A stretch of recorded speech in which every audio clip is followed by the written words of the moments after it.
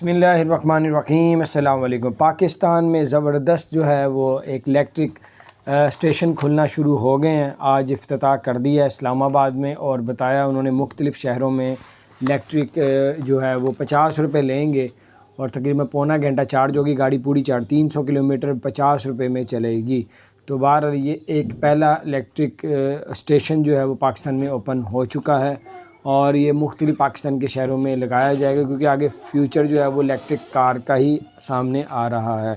तो बाहर ये कुछ अपडेट थी, मैंने कहा आपसे शेयर करूं। अपना ख्याल रखें, चैनल को सब्सक्राइब नहीं किया जरूर सब्सक्राइब कर दें, बेल आइकन को भी प्रेस कर दें ताकि नई सी अपडेट्स आप तक पहुँचती रहें। अस्सलाम वालेकुम रहमतुल्लाहि व बरकातुहू।